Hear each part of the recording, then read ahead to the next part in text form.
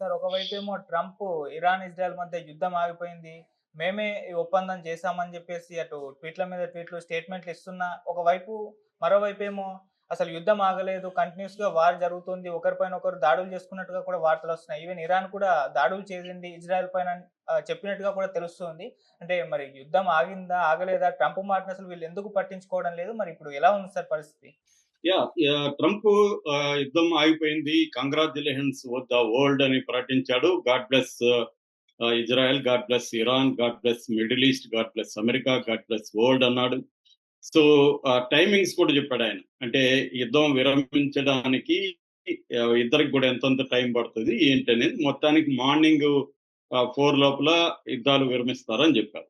అప్పుడు ఇరాన్ ఏం చెప్పిందంటే, లేదు లేదు మేము విరమించము, ఎందుకంటే మేము యుద్ధాన్ని మొదలు పెట్టలేదు, మేము యుద్ధాన్ని కోరుకోలేదు, మా మీద ఇజ్రాయిలే స్టార్ట్ చేసింది, తర్వాత అమెరికా స్టార్ట్ చేసింది, మేము మా మమ్మల్ని కాపాడుకోవడానికి మేము డిఫెన్సివ్ వార్ చేస్తున్నాము, ఆత్మరక్షణ యుద్ధం చేస్తున్నాం తప్ప మేము ఎవరి మీద అక్రమంగా ఏ దేశం మీదకి వెళ్ళి దాడి చేయలేదు అనేది ఇరాన్ చెప్పింది. కాబట్టి ముందుగా ఇజ్రాయెల్ ఆపితే మేము ఆపుతామని. ట్రంప్ ఏమన్నాడు, ముందుగా ఇరాన్ ఆపుతుంది, దాని తర్వాత ఇజ్రాయెల్ ఆపుతుంది అన్నాడు. ఆ తర్వాత ఇరాన్ స్టేట్మెంట్ ఇచ్చింది, మేము యుద్ధం ఆపుతున్నామని. దాని తర్వాత నెతన్యాహు, బెంజమిన్ నెతన్యాహు, ఇజ్రాయెల్ ప్రధానమంత్రి, ఆయన కూడా స్టేట్మెంట్ ఇచ్చాడు, మేము కూడా యుద్ధం ఆపుతున్నాం, మేము మా లక్ష్యాలని చేరుకోవడంలో సక్సెస్ అయినాము, మేము వాళ్ళ ఇరాన్ లో ఉంటున్న న్యూక్లియర్ వెపన్స్ ని ధ్వంసం చేశాము, తర్వాత వాళ్ళ పవర్ఫుల్ మిలిటరీ అధికారిని చంపగలిగాము, వాళ్ళ మిసైల్ స్థావరాలంతా కూడా ధ్వంసం చేశాము, సో మేము సక్సెస్ అయినాము, వాళ్ళ ఎయిర్ స్పేస్ ని మేము అధీనంలోకి తీసుకున్నాము, ఇవన్నీ కూడా చెప్పి మేము కూడా విరమించుకుంటున్నాం అన్నారు. కానీ ఇరాన్ మళ్ళీ ఒక 5 మిసైల్స్ వేసిందని ఇందాక నేను ఫాక్స్ న్యూస్, మిగతా సిఎన్ఎన్ ఇవన్నీ చూస్తున్నాను, వాళ్ళు లైవ్ లో చూపిస్తున్నారు. అక్కడే స్పాట్ లో నించుకొని బీర్ సేవాని, ఆ మధ్య సురోకా హాస్పిటల్ మీద దాడి చేశారు కదా, ఆ టౌన్ మీద ఇరాన్ 5 బాలిస్టిక్ మిసైల్స్ ని కొట్టిందని చెప్తున్నారు. అందులో ఒకదాన్ని ఇజ్రాయెల్ డిఫెన్స్ సిస్టమ్ అడ్డుకోగలిగింది, మిగతా 4 మాత్రం అటాక్ చేయగలిగాయి. అది కూడా ఎక్కడ చేశారంటే ఒక రెసిడెన్షియల్ కాంప్లెక్స్ మీద అటాక్ చేశారని చెప్తున్నారు. అందులో 4 చనిపోయినారని. ఇందాక ఆ విజువల్లో ఒక ఇజ్రాయెల్ సైనికుడు ఒక పెద్ద టెడ్డీ బేర్ ని తీసుకొస్తున్నాడు, ఒక చిన్నపిల్లల ఆడుకునే టెడ్డీ బేర్ ని, అంటే ఆ కుటుంబం చనిపోయిందని చెప్తున్నారు.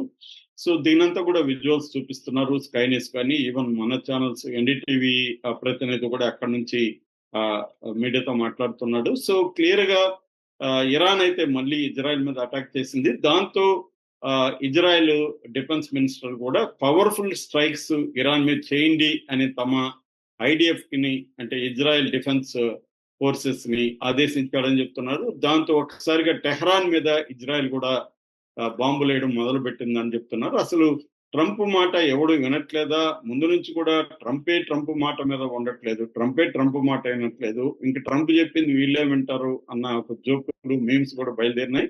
ఎందుకంటే ట్రంప్ అసలు ఎలక్షన్ దీంట్లో నేను రాగానే 24 గంటలు రష్యా ఉక్రెయిన్ యుద్ధం ఆపేస్తానని చెప్పాడు, తర్వాత గాజా మీద అది ఆపేస్తానన్నాడు, ఆ తర్వాత ఇంకా ఎట్లాంటి అనేక యూటర్న్లు మామ అని కూడా పిలుస్తున్నారు ఆయన్ని.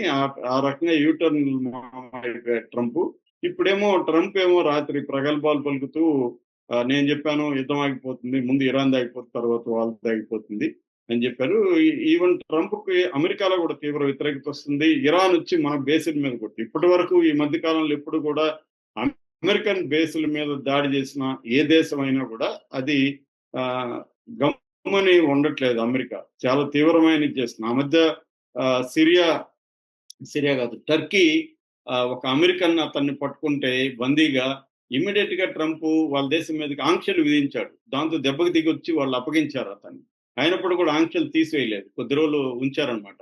అంటే అంత సీరియస్ గా ఉంటున్న ట్రంప్ తమ బేస్ మీద, ఖతార్ లో అమెరికన్ బేస్ మీద దాడి చేస్తే థ్యాంక్స్ చెప్పాడు ఇరాన్కి. ఎందుకు థ్యాంక్స్ చెప్పాడంటే, ముందుగా మాకు చెప్పి చేశారు కాబట్టి మేమంతా ఖాళీ చేసుకున్నాం అన్నాడు. అంటే ఇదంతా కూడా నేను మార్నింగ్ వేరే వీడియోలో చెప్పినట్టుగా ఒక పార్స్ లాగా ఉంది. ఇప్పుడేమో కాల్పుల విరమణ అన్నాడు, దానికి ఒక విచిత్రమైన డెడ్ లైన్లు పెట్టాడు.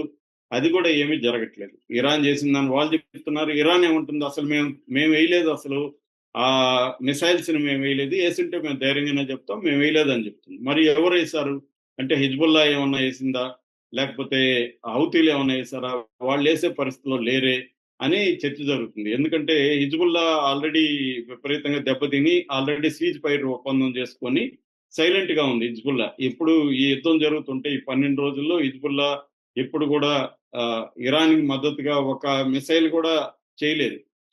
అట్లాగే మన యెమెన్ లో ఉండే హౌతీలు కూడా, హౌతీలకి అమెరికాకు మధ్య ఒక శాంతి ఒప్పందం కుదిరింది. వాళ్ళు కూడా యుద్ధం చేస్తామని అనలేదు. సో ఈ నేపథ్యంలో ఎవరు వేసి ఉండొచ్చు? కావాలని ఇజ్రాయెల్కే ఇష్టం లేదు ఈ వార్ని. ఎందుకంటే అమెరికా చెప్తే ఇజ్రాయెల్ వినకపోతేమో ఇజ్రాయెల్కి బాధ. కానీ ఇజ్రాయెల్ ఇరాన్ని ధ్వంసం చేసే వరకు నేను నిద్రపోనని, ఈ రిజిమ్ చేంజ్ అంటే ఖమేనీని తీసేసి, ఖమేనీని చంపేసి అక్కడ కొత్త ప్రభుత్వం ఏర్పాటు చేయాలనేది ఇజ్రాయెల్కి ఉండే ప్లాన్. ఇజ్రాయెల్కి ఏంటంటే బేసిక్ గా గ్రేటర్ ఇజ్రాయెల్ ఏర్పాటు చేయాలనేది ఇజ్రాయెల్కి ఉండే ప్లాన్.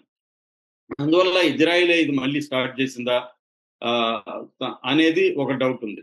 సో ఏదేమైనా ట్రంప్ మాట అయితే 2 దేశాలు వినట్లేదనేది అర్థమవుతుంది. మరి ఇప్పుడు ట్రంప్ ఏం చేయబోతున్నాడు?